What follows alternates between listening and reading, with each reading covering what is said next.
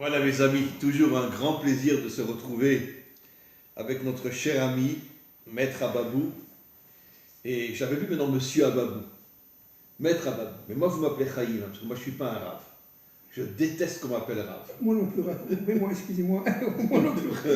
Moi non plus. On est des gens simples, Voilà, je peux pas. on est des hébreux. Je veux pas. On ne veut pas être appelé rave, machin, et toute cette bêtise-là. Il n'y a plus de rave aujourd'hui de toute façon. Ils sont tous tombés. En tous les cas, quoi qu'il en soit, on est dans Parshat Vayera et je voudrais commencer avec une introduction un peu plus longue que d'habitude sur la Akedat Yitzhak, le sacrifice de Yitzhak. Il y a une question fondamentale. Comment Hachem peut oser demander à un père, Abraham, d'égorger son fils, même si ça ne s'est pas fait? Mais au début, Abraham pensait qu'il fallait l'égorger. Abraham a répondu. Abraham a dit, mais attends, mais tu te fiches de moi? Attends, on a attendu moi jusqu'à l'âge de 99 ans et ma femme 89 ans pour avoir un enfant, et tu me demandes maintenant à 37 ans de le tuer? Mais il y a une autre chose aussi incroyable, folle. Quand Hachem dit à Abraham qu'il va détruire Sdom, l'endroit le plus pourri, le plus crapuleux, le plus dégoûtant de la terre, à cette époque-là, Abraham ose dire à Hachem, Ashofet kol haaretz lo ya'aseh mishpat, toi qu'on appelle le juge de toute la terre, tu sais pas rendre justice? Alors, les commentaires posent une question incroyable. Ils disent, mais attends, quand Hachem s'attaque à la ville la plus corrompue, la plus débauchée, si un pauvre rentrait à Sdom et demandait de l'argent, ils le torturaient à mort. Comme ils ont torturé à mort la fille de Lot qui a donné du pain à un pauvre. Et là, tu veux sauver les gens de Lot, mais quand il s'agit de ton propre fils, tu n'ouvres pas la bouche, tu dis rien. Et après, en chemin, tu lui fais un remède comme quoi c'est lui qui va être le sacrifice. Alors, le Hari Akadosh répond une réponse à tomber par terre. Il dit, il y a deux types de Emouna. Il y a la Emouna qui est du côté de la Malchut, dans le monde d'en bas, qui est très limitée. Et la Emouna qui est au niveau de la Bina, qui est une Emouna qui est tellement forte, que même si Hachem te demande de faire quelque chose qui, vu de l'extérieur, te paraît de la folie, tu as une telle confiance en lui que tu es sûr que tout se terminera bien. Et c'est exactement la différence qu'il y a eu quand Abraham a dit à Hachem, on t'appelle le juge de toute la terre, tu sais pas rendre justice, il était encore au niveau de la Emouna terrestre. Une Emouna très limitée. Avec le temps, il a grandi, il est monté jusqu'à la Emouna de la Bina. Et à ce moment-là, quand il a eu la Emouna de la Bina et qu'Hachem lui a dit « tue ton fils », il avait une telle confiance en lui, bon nous on n'a pas cette Emouna-là, mais il avait une telle confiance en lui qu'il était sûr que tout se terminerait bien. C'est pour ça qu'il n'a pas ouvert la bouche. Je permettrai de commenter ça tout à l'heure. Ah oui, bien sûr. Je voudrais juste terminer, donc d'abord faire un résumé. 99,9% des hommes aujourd'hui ont la Emouna au niveau de la Malchut, c'est-à-dire une Emouna très très limitée. Je vais raconter deux histoires. Vous savez que Elie Wiesel était un Vijnitz. Il est rentré à Auschwitz avec des papillotes. Bien sûr, on lui a tout enlevé. Il était dans une baraque où il n'y avait que des enfants de son âge, 11, 12, 13, 14, 15 ans. Tous les jours, les nazis venaient, prenaient au hasard des enfants et les pendaient devant tout le monde, devant tous les enfants. Et Elie Wiesel a écrit un livre. Il a dit, j'ai vu Dieu pendu à Auschwitz. Qu'est-ce qui se cache derrière? Je ne crois plus en Dieu. Pour moi, il est pendu, Quand il est sorti il a eu la chance de pouvoir sortir d'Auschwitz, pendant un certain temps, il ne voulait plus croire en Dieu, et je le respecte et je le comprends. Après tout ce qu'un enfant comme ça a traversé, comment tu peux encore croire en Dieu? Mais avec le temps, il est revenu, il a fait teshuva, il est revenu vraiment à la Torah, sans redevenir un chassid, mais il est revenu vraiment à la Torah. Non, il a étudié pendant des années avec son rab en Amérique, Oui, la bien sûr. Gemara, et pendant des Absolument. années, des années. Hein. Il a fait teshuva, pendant quelques temps il était complètement éloigné de Dieu, mais après il a fait une vraie teshuva. Il y a une autre histoire aussi que je voudrais raconter, qui montre aussi comment on peut se connecter à la Bina. C'était dans un ghetto, c'est une histoire authentique, et c'était encore avant les camps de concentration, dans les années 39, 40, 41, où les Allemands rentraient, ils prenaient quelques centaines de personnes et ils les massacraient. Et jusqu'à ce que le ghetto soit vide.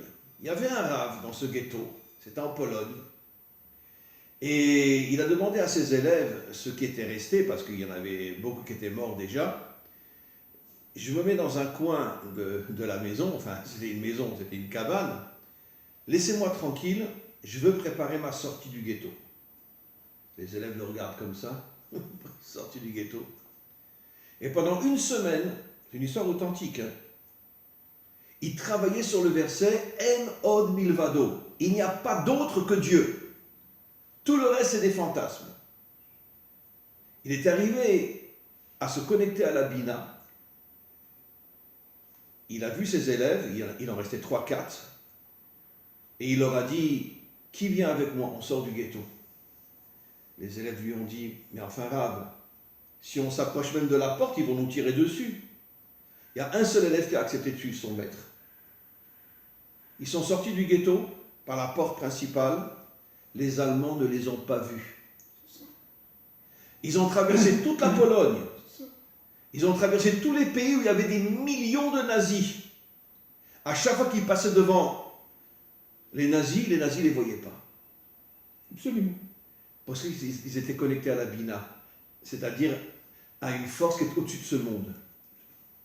Ils sont arrivés en 1942 en Israël. Beaucoup de rabbins avaient entendu qu'il venait, parce que c'était un très grand rave en Pologne. Ils lui ont dit, mais Rabbi, mais comment tu as fait pour quitter un ghetto et venir ici en Israël? Il leur a dit, j'ai fait comme Abraham. Je me suis connecté à la Bina. J'ai eu une confiance absolue en Dieu, que tout se terminerait bien, et maintenant je suis ici en Israël. Voilà. C'est une histoire authentique, une histoire vraie. Et donc, encore une fois, je conclus, avant de vous céder la parole, que finalement, tout notre but, c'est d'arriver à la Emouna véritable, la Emouna authentique, qui est la Emouna au niveau de la Bina, que même s'il se passe des choses catastrophiques dans notre vie, on a une telle confiance que tout est pour le bien. On sait que finalement, tout sera pour le bien. À Kol les Tova, tout est pour le bien. Je vous cède la parole, cher ami. Bien, Rav. Chaim, bonjour, je suis... On m'appelait par Rav, vous m'insultez. Oui, pardon. Chaim, c'est l'habitude. Chaim, je suis très, très heureux de vous voir, comme d'habitude. Permettez-moi d'abord de commenter quelque peu et d'ajouter un certain nombre d'éléments à ce que vous venez de dire. Tout ce que vous avez dit, c'est net, c'est juste, absolument. Abraham et sa femme, Sarai, c'est à peu près 10 générations après Noé. C'est ce que le Talmud dit, 10 générations après Noé. Mais il faut bien comprendre que au temps de Noé, jusqu'à la construction de la Teva, de l'arche, jusqu'au Maboul, jusqu'au déluge, les mondes étaient des mondes spirituels, disait Zohar. C'est-à-dire qu'ils étaient absolument, extrêmement élevés par rapport à notre monde ici. Et à partir des 3 fils de mais Noah, élevé dans le sens de la... spirituel. Oui, mais spirituel religieux ou spirituel Torah? Oui, non. Alors, spiritualité religieuse. Spiritualité religieuse. Le venin du serpent. Exactement. C'est-à-dire qu'ils avaient reçu le serpent d'Adam Rishon et de sa femme. Et donc, qu'est-ce qui s'est passé? C'est qu'en fin de compte, Adam Rishon et sa femme étaient dans la Adama. Après la faute, ils sont descendus de niveau. Il y a 7 mondes en dessous, n'est-ce pas? Ils sont passés de l'Adama à un premier niveau inférieur de la terre. Et après, les 10 générations qui ont suivi ont descendu. Il faut comprendre que après Noé, n'est-ce pas, l'humanité, entre guillemets, devient une humanité qui est à peu près comme la nôtre. Par exemple, je prends un exemple très clair. L'arche de Noé, c'était tout miracle. Il y avait 3 étages, rien que l'étage des animaux, c'est absolument impossible de mettre en si peu de mètres carrés, n'est-ce pas, autant d'animaux, de couples, etc., avec en haut la nourriture et en bas les hommes. C'était impossible, donc on était en dehors de la nature, on était en dehors de ce monde-ci. Et à partir de ce moment-là, si vous voulez, à partir de Noé, on rentre progressivement dans notre monde. Qu'est-ce que c'est que notre monde? On répète, c'est le monde de la Asiya Bamalchut. C'est Malchut Ba'asiya. C'est-à-dire c'est un monde extrêmement bas, mais fait de matière. Et à partir de ce moment-là... Dans lequel se cache la lumière cachée. Exactement, dans lequel se cache la lumière cachée. Et à partir de ce moment-là, Abraham et Sarai deviennent, entre guillemets, des humains comme nous sommes nous. Vous comprenez? C'est-à-dire qu'en fin de compte... Nous sommes des humains, non? Bon, apparemment. Apparemment. Bon, comme nous sommes deuxième, la preuve, c'est qu'à partir du moment on n'a pas de démon Dieu, quoi, là. À partir du moment où Sarai dit à son mari, moi j'ai 90 ans, toi tu as 100 ans, comment qu'on peut avoir un enfant? Elle a rigolé. Alors qu'avant, on vivait 1000 ans et on vivait 500 ans. Avant le déluge, Noé vivait 600 ans, etc. Qu'est-ce que ça veut dire? Ça veut dire véritablement... Il a vécu 960 oui, mais bien sûr, mais à 500 ans, il a reçu l'ordre de faire le déluge, à 620 ans, il a commencé, il a fini, etc. C'est-à-dire qu'on est en dehors du temps et de l'espace, là. Ça, c'est très important. Pourquoi? Parce qu'à partir du moment où on est dans ce monde, et là je reviens à ce que vous avez dit, il y a une volonté humaine qui apparaît. C'est-à-dire que cette volonté humaine, et ça je vais donner un certain nombre d'éléments qui viennent du Rav Kook et qui viennent aussi du philosophe Henri Bergson. C'est très important ce que je vais dire, vous allez voir. À partir de ce moment-là, tout le travail de l'homme, c'est de saisir qu'à travers sa volonté à lui, en tant qu'être humain, en tant que collectivité humaine, il y a une volonté cachée. Et cette volonté cachée, c'est la présence, c'est Dieu, la volonté divine. Maintenant, tout le travail... Qui est dans l'intériorité de l'homme. Exactement. Et aujourd'hui, personne ne se connecte à son intériorité. Exactement. Maintenant, tout le travail, ce n'est pas de s'annuler complètement devant la volonté divine. Pas du tout, au contraire. C'est de faire en sorte que ta volonté est intégrée dans la volonté de Dieu. C'est-à-dire que... Ce qu'on appelle la shutafut. Ça veut dire l'association entre Dieu et l'homme, chacun a son travail. C'est ça. Et l'homme doit être un véritable combattant pour se battre contre tout le mal qu'il y a dans ce monde. Exactement, c'est ce qu'on appelle la dvikut Hachem. On va se coller complètement à Hachem. Absolument. Mais seulement, tout le problème... D'ailleurs, Hachem s'appelle Ish Milchama, un homme de guerre. Et nous, on doit lui ressembler. Bedmut Elohim. On doit ressembler à Dieu et être aussi des hommes de guerre. Oui, alors, ce qui est important, très important de saisir à ce niveau-là de l'analyse, très succincte d'ailleurs, c'est que, en fait, celui qui arrive à saisir sa propre volonté, il est obligé d'utiliser deux niveaux, son intelligence, la raison, la logique, c'est-à-dire son entendement et sa propre logique. Et cela... Et tout faire descendre dans son cœur. Et tout faire descendre dans son cœur. Exactement. Et le Zohar dit que le cœur, c'est la bina. Absolument. Ça veut dire que tu commences par une intelligence, on pourrait dire... Absolument.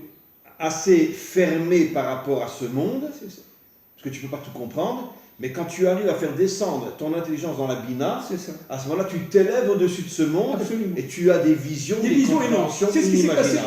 On va voir ça avec la prophétie. Oui, on devient prophète. Et c'est le but d'ailleurs de la messianisation du monde. D'ailleurs, le Tanar dit que dans le monde à venir, même les enfants, jeunes enfants seront prophètes. Absolument. Parce qu'on sera tous au niveau de la Bina. Absolument. Et au moment du Matan Torah, et au temps de Moïse, dans le désert, tout le monde est devenu prophète, y compris la servante, la plus petite servante, est devenue prophétesse. Mais nos maîtres nous disent qu'elle était plus grande que tous les prophètes qui sont venus après. Absolument. Une servante qui était devenue prophétesse, plus que tous les prophètes qui sont venus après dans la Bible. Absolument. Regardez ce que dit le Rav Kook par rapport à ce qu'on dit là, pour comprendre un peu la Hakeda, ça veut dire la ligature d'Istrak, n'est-ce pas? Le mot sacrifice n'est pas bon, il faut dire ligature, entre parenthèses. Rav Kook, Orot HaKodesh, volume 2, page 368. Je cite, l'élévation vers une adhésion de l'écoute, adhésion à Dieu, ne peut se faire que par la concordance de l'entendement et de la volonté qui s'unissent ensemble vers le bien idéal. La lumière nouvelle procède de leur union sous la forme d'une connaissance pleine et en pleine de splendeur manifeste, c'est-à-dire pour arriver à Tiferet. Et ça, c'est l'union des contraires. Exactement. Et ça, c'est Abraham Avinu l'a fait. Et n'oublions pas que la Bina est la source de Tiferet. Absolument. Absolument. Abraham Avinu était, avant sa Brit Mila, il était dans le monde de la raison, dans le monde de la logique, dans le monde qui était celui des hommes. Abraham, la sagesse déconnectée de ce monde. Exactement. La sagesse d'en haut. Exactement. Il n'était pas encore connecté à ce monde. L'Echlecha El Haaretz. Exactement. Va vers la terre. Exactement. Redescend. Exactement. J'ai créé l'homme pour qu'il se batte dans le monde d'en bas, pas dans le monde d'en haut. Alors, vous avez compris que la circoncision, on va revenir à la Kéta tout à l'heure. Qu'est-ce que c'est que la circoncision? C'est, en fin de compte, retirer le prépuce, c'est-à-dire ses souillures, ses casser les corps et dévoiler l'intériorité. Voilà. De manière à réunir le ciel et la terre. À réunir. Et c'est à ce moment-là, seulement qu'il peut avoir un enfant saint, qui se rappellera. D'ailleurs, le Zohar dit que pourquoi le Brit s'appelle Yesod, comme les fondations d'une maison qui tiennent la maison, tout celui qui est propre au niveau de son Brit fait partie de ceux qui soutiennent le monde. Exactement. Exactement. Le Zohar le dit clairement. C'est le Yesod, pardon, par Tiferet. Le Yesod. Les fondations qui soutiennent le monde. C'est Yosef, hein. Voilà. C'est Yosef. Mais à condition que tu es propre au niveau de ta vie sexuelle. Yosef était sadique. Il n'a pas fauté à ce niveau-là. Hein. Jamais. Alors regardez, lorsque cette volonté s'associe à l'entendement, lorsque la volonté intérieure s'associe à l'entendement, c'est-à-dire les forces rationnelles et intellectuelles de l'homme, alors celui-ci peut atteindre la sainteté. C'est-à-dire que la condition, et ça c'est Abraham. C'est-à-dire en vérité, le monde d'en haut c'est l'intelligence, et la volonté c'est le monde d'en bas. Exactement. L'union entre le monde d'en haut et le monde d'en bas. Maintenant, arriver à être un homme saint, Chaim, c'est unir la volonté de Dieu qui est cachée, qui est l'élément source de la volonté humaine. C'est-à-dire qu'en fin de compte, il n'y a pas deux volontés, il y a en fait deux volontés qui se relient complètement, indéfiniment, l'une à l'autre. Et à partir de ce moment-là, on devient prophète. Et ce qui est intéressant, c'est la seule personne qui dit Shah Salikir Sono, tu m'as fait selon ta volonté, c'est la femme. L'homme n'a pas le droit de le dire. Exactement.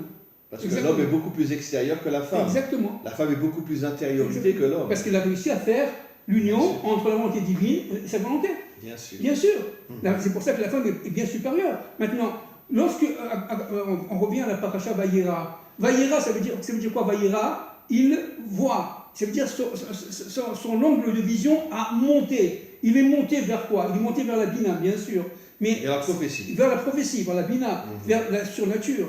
Mais qu'est-ce qui s'est passé? Il s'est passé deux éléments très importants. Dans la Torah, il y a marqué, il était dans la tente, à côté de la tente, pas dans sa tente. À la porte de la tente. Voilà, exactement. Dans la porte, je cherchais le mot, dans la porte de la tente. Et le Zohar dit, la porte de la tente, c'est la Malchut. Exactement. Qui ouvre l'entrée dans l'intériorité. Voilà. La tente, c'est l'intériorité. C'est exactement ça. Parce que tout est codé dans la Torah. Exactement. Donc, la Malchut, quand tu t'accroches à la royauté d'Hachem, tu rentres dans l'intériorité du monde. C'est ça. Et qu'est-ce qu'il a vu? Il a vu une lumière. Et d'ailleurs, sa femme était dans la tente. Oui, elle était dans l'intériorité. Lui, il était à l'extérieur et elle était dans la tente. Dans l'intériorité. Exactement. Et qu'est-ce qu'il a vu? Il a vu une chaleur. Ça veut dire quoi la chaleur? Ça veut dire une lumière. C'est-à-dire qu'en fin de compte, à la fin des temps de l'histoire, tous ceux qui sont capables d'être comme Abraham, arriver au niveau d'Abraham, d'accord, d'avoir réuni la raison à la volonté divine, la raison humaine, la logique, la science à la volonté divine, ceux-là arriveront à être, grâce à la bride du cœur, à la bride, n'est-ce pas? Ils arriveront à être à côté de la tente, de la porte de la tente. Vous comprenez? À partir de ce moment-là, ils sont vraiment dans le corridor. En fait, le bride veut dire alliance. Voilà. L'alliance du cœur, c'est l'alliance entre la Bina et la Malchut. Exactement. Le monde d'en haut et le monde d'en bas. Exactement. Et c'est ça qu'a voulu faire Abraham, et c'est ça qu'Abraham a réussi. n'est-ce pas? Parce que cette chaleur-là, à la fin des temps de l'histoire, seuls ceux qui sont capables... C'est quoi cette chaleur? C'est le Oraganos. C'est le Oraganos qui a la lumière, d'accord? C'est ce Oraganos qui va se refléter et qui va resplendir dans le monde, chacun individuellement et collectivement. Et le Oraganos, c'est la Bina. Et c'est la Bina, d'accord? Maintenant... Qui est caché dans le monde matériel. Exactement. Maintenant regardez. La vision universelle la plus sublime, la plus idéale et la plus profonde dans la connaissance est celle du monde en tant que représentation de la volonté divine. Comprenez? En tant que représentation de la volonté divine. Le monde d'en bas. Oui, bien sûr. Manifestation de la volonté divine, manifeste suprême, créatrice du tout. C'est-à-dire qu'il faut prendre conscience. C'est Rav Kook, Orah Kodesh, volume 3, page 39. Que le seul vrai monde, c'est le monde dans lequel on est aujourd'hui. Et là... Qui a été complètement détruit par tous les dictateurs et tous les dirigeants de ce monde, mais qui sera reconstruit par le Mashiach. Absolument. Et là, nous avons la rencontre effective avec Hachem. C'est pour ça que Hachem a rencontré directement Abraham pour, 3 jours après sa circoncision. Il est venu, il a rencontré. Ça veut dire quoi? Ça veut dire qu'Abraham est arrivé véritablement à un niveau tel de vision qu'il a rencontré Hachem. Et il a dépassé les forces de ce monde. C'est pour ça que Hachem dit à Abraham, va vers la terre. Arrête d'être en haut. C'est ça. Arrête d'être un religieux. Descends dans ce monde. C'est ça. Sois un homme d'action. Oui, absolument, absolument. Et alors les 3 anges, évidemment, tout le monde le sait, Michael, d'accord, Gabriel et Raphaël. Oui. Il y en a qui disent que c'est Uriel, il y en a qui disent que c'est Raphaël. Oui. Bon, il y a une marque loquette. Il y a une discussion entre les raves. Alors, Michael, c'est pour annoncer la naissance de l'enfant. D'Israël, c'est très important. Et tout ça, c'est lié, on va voir tout à l'heure. Deuxièmement, évidemment, Gabriel, c'est pour la destruction de Sodome. Qui veut dire Gibor. Voilà. Ça veut dire Gibor, ça veut dire ça fait allusion à la destruction des méchants. C'est ça. On va parler un tout petit peu de ça. Et vous avez évidemment le 3e qui était pour Raphaël, la guérison d'Abraham, mais aussi le sauvetage de Lot.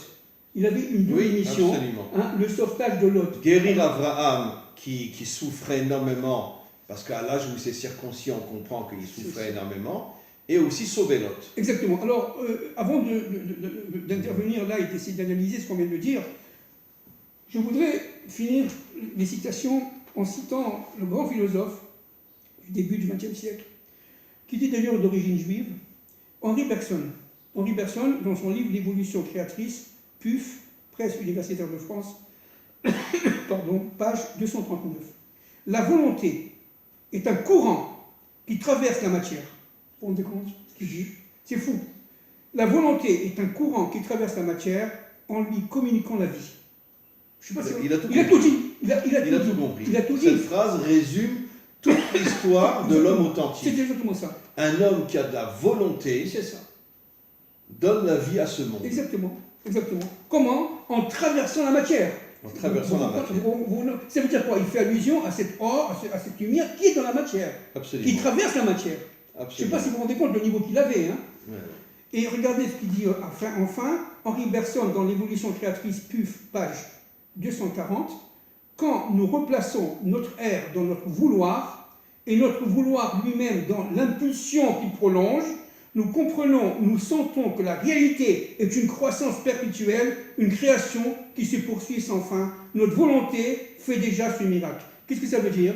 Ça veut dire qu'en fin de compte, pour qu'il y ait prise de conscience de la dynamique de l'histoire, de la dynamique des civilisations, du fait qu'on va d'un point A, la galoute, l'exil, vers un point B, qui est la Géoula, la délivrance, eh bien, il faut comprendre qu'il y a une interaction entre la volonté individuelle et cette lumière qui pénètre la matière, dit Bergson, qui est la lumière de l'au-delà, la lumière. Vous savez que le Zohar dit clairement que le Keter, la plus élevée de toutes les sphirotes, qui s'unira après avec la sphira la plus basse, la Malchut, Keter Malchut. Absolument. Le Keter s'appelle le Ratson. Oui, absolument. La volonté. Être Ratson, oui. Ça veut dire qu'en vérité, Keter veut dire couronne, ne peut être un roi que celui qui a une volonté à faire tomber tous les obstacles de ce monde.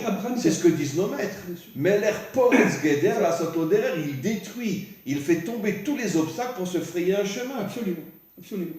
Absolument. Donc la volonté, c'est quelque chose de très très fort. Et c'est ce rationnel-là qui a permis à Yitzhak et à Abraham d'aller jusqu'à la Kedah, d'aller jusqu'à Yitzhak, aller au-delà de sa nature.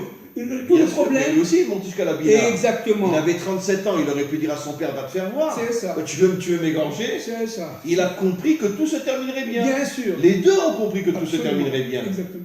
Même s'ils ne comprenaient pas du tout. Exactement. Mais ils avaient une telle émouna qu'ils savaient que tout se terminerait bien. Absolument. Et tout s'est bien terminé. Mais bien sûr.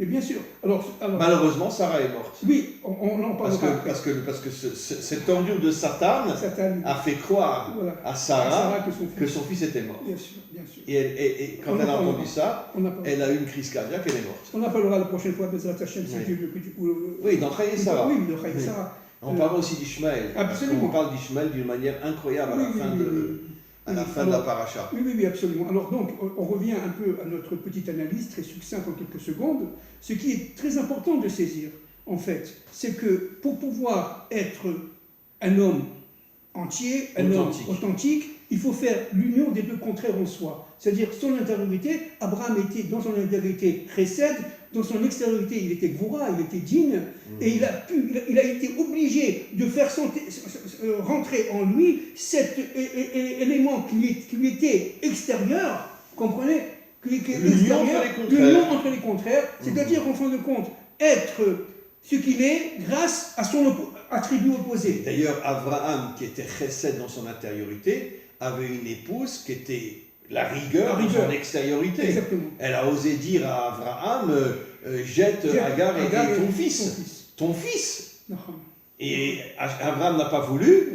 Et Hachem lui a dit, Kol ma she'omar lecha Sarah, shmavekola, tout ce que te dit Sarah, écoute sa voix. Oui, absolument. Et là, il n'avait plus le choix. Absolument.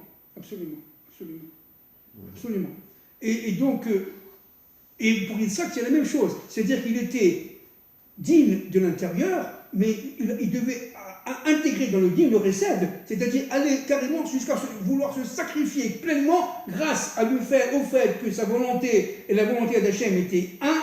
Il arrivait à une émouna, j'aime pas ce mot foi, à une foi intégrale, complètement surnaturelle, qui fait qu'en fin de compte, il savait au fond de lui-même que c'était pour le bien. Vous savez que le Zohar dit que le Mashiach, on l'avait déjà vu, s'appelle Mashiach ben Yitzhak. Oui. Et les Zohar dit pourquoi Yitzhak est le seul qui a atteint la sphira de la Bina. Oui. Abraham c'était Chesed, Yaakov c'était Tiferet, mais lui il est monté jusqu'à la Bina.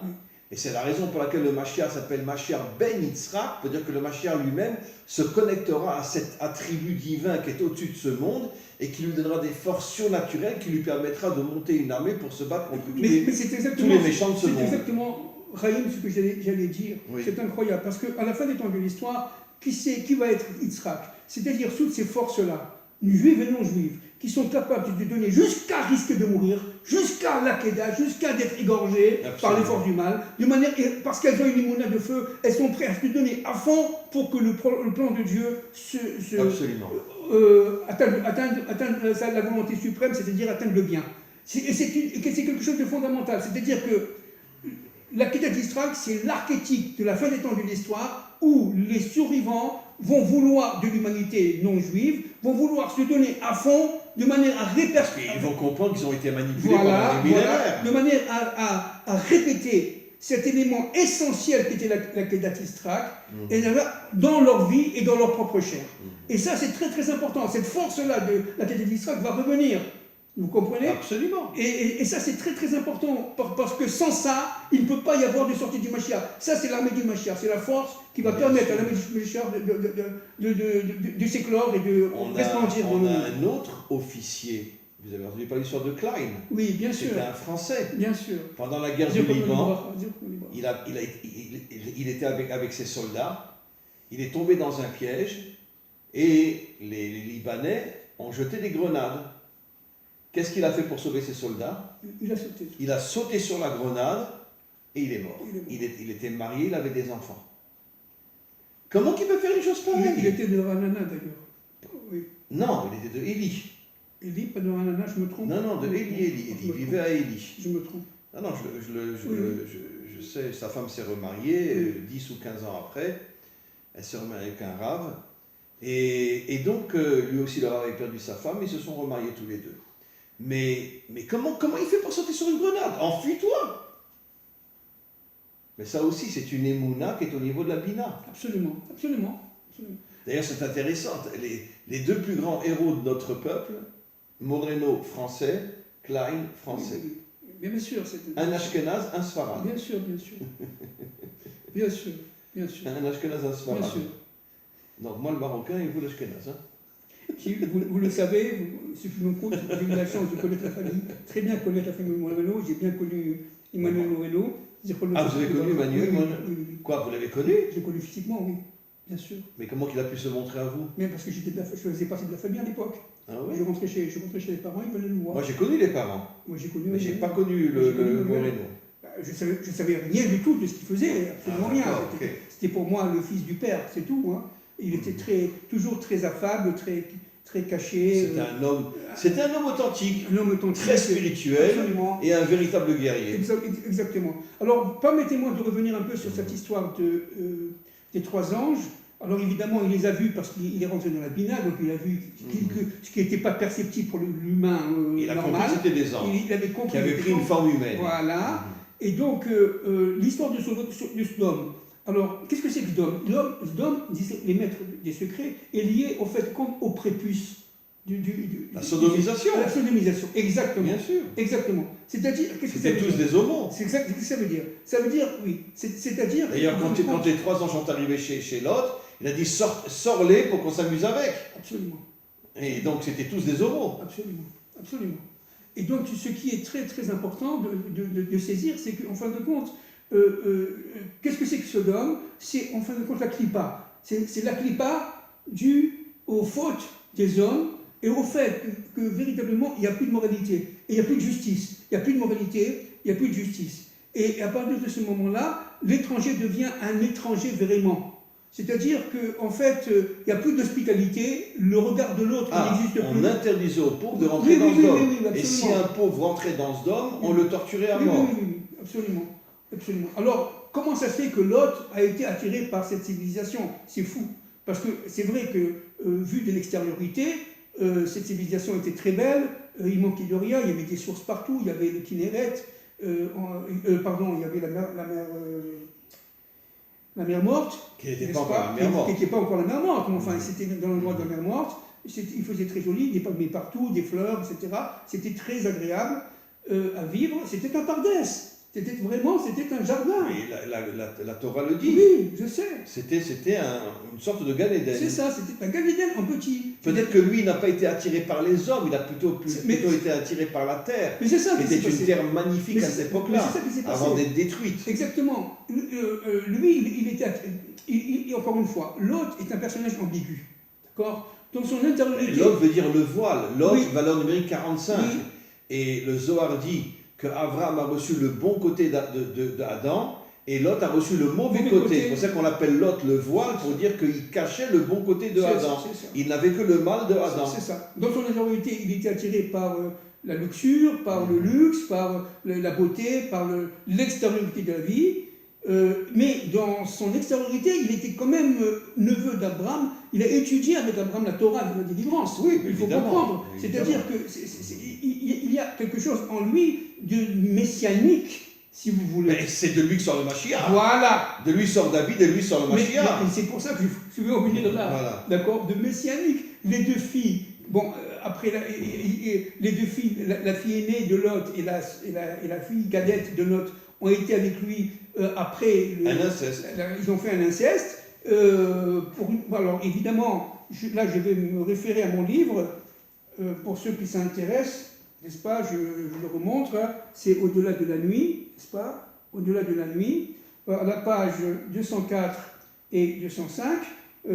Évidemment, alors je lis. Le Zohar précise que l'objectif premier de cet inceste entre les 2 filles et son père Lot était double. Dans Bereshit Rabbah, je suis en train de citer, dans Bereshit Rabbah, Rabbi Huna disait que l'intention était pure et qu'elles avaient le sentiment... Du côté des femmes. Des femmes. Parce qu'elles voulaient continuer là. Absolument. Elles pensaient que le monde entier allait être voilà, détruit. exactement. Elles se trompaient. Exactement. Et elles voulaient que le monde continue. C'est ça. Avaient le sentiment d'une survivance d'une humanité déchue qu'il fallait sauver par la repentance, tu vois. Elles se sentaient chacune reliées à Abraham. Ça, c'est Rabbi Huna. Rabbi Shimon lui dit non, pas tout à fait, parce qu'il disait qu'elles étaient remplies d'instincts pervers, esprits libérés, car nés et élevés à Sodome, lieu de débauche normalisé. Sodome était un lieu de débauche normalisé, Chaim. Et c'est ça le problème. C'est-à-dire qu'ils étaient arrivés à un certain niveau d'impureté qu'ils ne pouvaient plus être sauvés.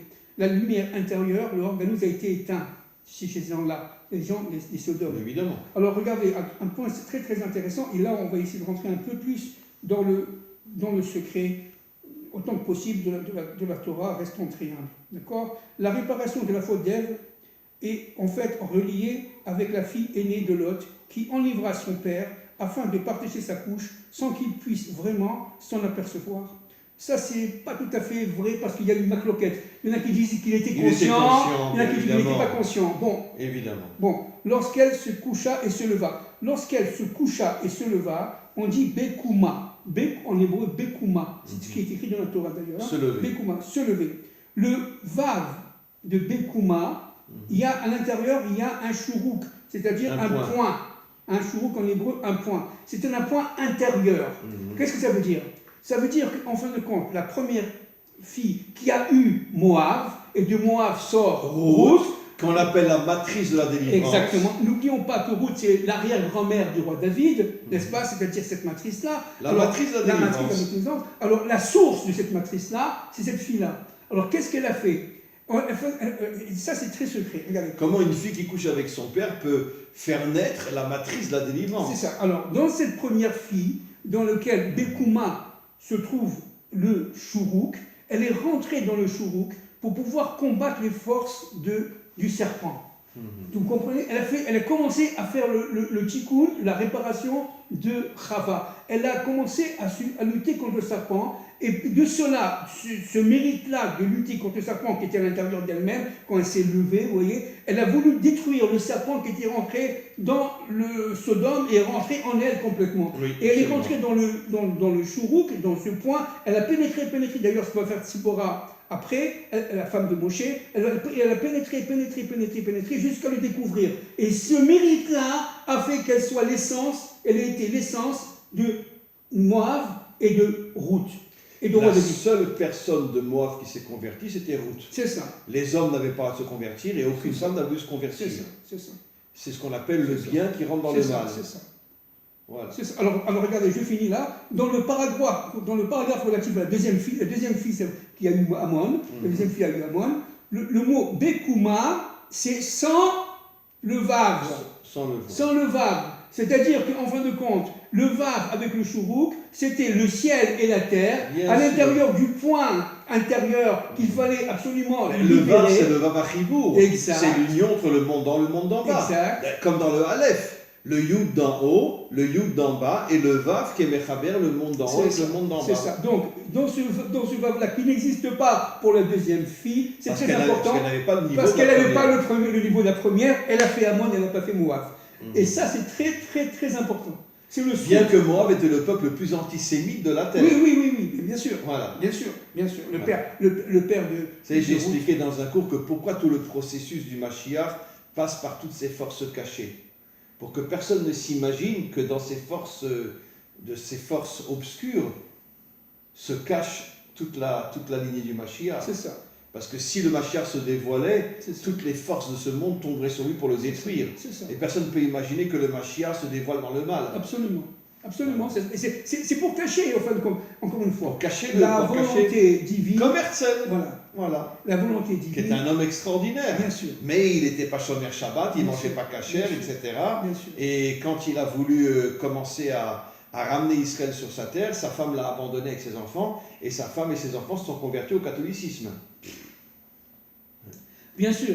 Alors, parce que, en fin de compte, c'est à l'intérieur du mal qu'il y a le bien, encore une fois. Comme le bien qui est dans le mal et le mal qui est dans le bien. N'oublions pas, le Talmud nous dit que des arrière-petits-enfants de Haman, Amalek, se sont convertis et sont devenus de très grands maîtres à Bnei Brak. C'est ça. Les enfants de Sanchériv, qui a exilé les 10 tribus, sont devenus les maîtres de Hillel et Shammai, Rabbi Meir, Onkelos. Et Rabbi Akiva était un descendant, vous savez de qui? De Sisra, l'un des pires ennemis d'Israël. C'est-à-dire que qu'est-ce qu'on se rend compte? Que le bien est caché dans le mal et qu'un jour le bien se dévoile et devient. Rabbi Akiva était le plus grand maître de tous les temps. Bien sûr. Et il était un descendant de Sisra, bien sûr. un Hitler. Bien sûr. Alors je reviens, pour finir avec ce livre. La fille aînée de Lot était donc le premier maillon, Chaim, effectif féminin, enclin à la réparation de la faute primordiale. C'est-à-dire qu'en fin de compte, en pénétrant ce chourouk, ce point, elle a permis aux autres, aux autres femmes saintes, comme Sarah, etc., Rachel, Léa, Tzipora, Ruth, etc., de parfaire le travail qui a été commencé par elle, la destruction des forces du mal, la destruction des forces du serpent. Et on va savoir si ça se trouve, elle s'est pas réincarnée dans Ruth. Ah, c'est possible. Peut-être qu'elle s'est réincarnée dans Ruth. C'est possible. C'est possible. C'est possible. C'est possible. C'est possible. Et donc, cet épisode, évidemment, est absolument crucial. Maintenant, on comprend pourquoi Abraham Avinu a voulu sauver Lot. Parce qu'il avait compris. Il avait vu que le Mashiach sortirait de lui. Il avait compris que le Mashiach. Il avait compris que Hachem cache la vue du Mashiach dans les forces du mal pour que personne ne puisse le repérer. Exactement. C'est pour ça qu'il a risqué sa vie avec Eliezer, et il y en a qui disent avec 318 serviteurs. Contre des milliers de soldats. Notamment contre Nimrod. Notamment contre Nimrod. Un dictateur incroyable. Bien sûr, Nimrod est venu. Pourquoi Nimrod? Vous avez compris maintenant? Pourquoi Nimrod est venu Parce qu'il voulait récupérer Abraham. Il voulait récupérer Lot. Il voulait récupérer Lot. Oui, mais il pensait que Lot était Abraham. Exactement. Parce que Lot ressemblait à Abraham. Exactement. Et il a cru qu'il avait fait prisonnier Abraham. Exactement. Voilà. Exactement. Dieu a rusé avec Nimrod. Il voulait. Alors pourquoi il voulait dans sa tête prendre Abraham et donc il a voulu prendre Lot? Parce que Lot et Abraham avaient le même visage. Mais pourquoi? Parce que tout simplement, il avait compris que de Lot sortait le Mashiach ben David. Il voulait l'empêcher. Il voulait l'empêcher, absolument. Absolument. Vous comprenez? C'est exactement ce qu'on vit aujourd'hui. C'est exactement ce qu'on vit aujourd'hui. Ah ben évidemment. Le serpent, aujourd'hui, est à l'affût de tout. Il est à l'affût de tout. Vous savez que j'ai lu dans le journal récemment, dans un journal israélien, qu'il y a un grand réveil en Europe, que les Européens d'origine, commencent à prendre conscience qu'on les a roulés pendant des décennies à faire venir tellement d'étrangers dans leur pays, et ils sont en train de se révolter aujourd'hui, de dire ça suffit. Oui, c'est vrai. Je l'ai vu dans le journal Israël Hayom. Oui, c'est vrai. C'est incroyable. Oui, c'est vrai. Après des décennies, ils commencent à se réveiller et prendre conscience que les dirigeants font tout pour casser l'identité des peuples. Absolument. C'est un accord qui a été fait secrètement, ce qu'on appelle Eurabia, en 1975, entre Valéry Giscard d'Estaing et les dirigeants arabes de l'époque, de la Ligue arabe. D'ailleurs, c'est Giscard d'Estaing qui a construit la pyramide. Non, c'est François Mitterrand. Ah, c'est Mitterrand. C'est François Mitterrand. Et donc, pour en revenir là à cette histoire fondamentale de Lot, il faut bien saisir le point suivant. Lot était donc un individu ambigu, mais qui reviendra à la fin des temps de l'histoire par ses forces pour pouvoir allumer par son extériorité. C'est pour ça qu'il a étudié la Torah avec Abraham, et d'ailleurs dans le temps de Shem, avec Noé. Il a étudié ça avec Abraham. Il va revenir à la fin des temps pour pouvoir allumer le Or à Ganouz, la lumière intérieure qui est chez les non-juifs. Pour pouvoir former cette équipe, ce ventre du Mashiach, cet armée du Mashiach. Et ce sont les forces de Lot qui reviennent. Et c'est pas pour rien. Regardez qu'en France, il y a un département qu'on appelle le département du Lot. Bien sûr. Vous voyez, c'est-à-dire que Lot, incroyable. C'est incroyable. C'est-à-dire qu'en fin de compte... Alors donc, je voulais dire que je suis Lot alors? Puisque je réveille tellement de Bnei Adam, alors je suis Lot? Les forces de Lot vont rentrer certainement par intermédiaire d'Abraham Avinu. C'est pour ça qu'Abraham a voulu sauver Lot. Rentrer non seulement par le fait qu'Abraham étant un prophète, il savait qu'il allait donner par sa première fille la descendante Ruth de arrière-grand-mère du Mashiach, mais surtout il savait qu'à la fin des temps il allait revenir dans les nations, Lot ne descend pas d'Abraham, d'Isaac et de Jacob, il descend de son frère Nahor. Haran. Haran, pardon, excusez-moi, Haran. Et il va tout simplement resplendir à la fin des temps de l'histoire à l'intérieur de ces forces qui sont comprises dans les nations pour pouvoir permettre la sortie de cette armée oui, comme on l'a déjà dit des milliers de fois, le Rabbi Shimon Bar Yochai dit que la majorité des soldats dans l'armée du Mashiach seront des Bnei Adam. C'est ça. Et pas des Juifs. C'est ça. Alors donc, pour finir, un autre point, un autre point qui me paraît aussi fondamental, c'est que Abraham et Yitzhak, avec cette Akedah, avec ces ligatures, ont tout simplement lancé un message à l'humanité tout entière. Il est capable, avec l'Imouna, avec la capacité d'unir la volonté intérieure de la volonté divine, individuelle de la volonté divine, il faut unir les deux. Il est capable à l'être humain de passer de la malchoute à la bina, à condition d'être tout simplement fidèle à la parole de Dieu, fidèle à son Dieu. C'est un message extrêmement optimiste. Absolument. Extrêmement optimiste, voilà. Ouais. En tous les cas, merci beaucoup. Et la semaine prochaine, Chaye Sarah. Bezrat Hashem. Voilà. Si Dieu veut. Elle a vécu 127 ans, Keter, non, Toldot. Non, c'est Chaye Sarah, la semaine prochaine. Oui. Non, c'est Chaye Sarah. Oui. Chaye Sarah. Après Toldot, oui. Merci beaucoup. Absolument. Chaye Sarah.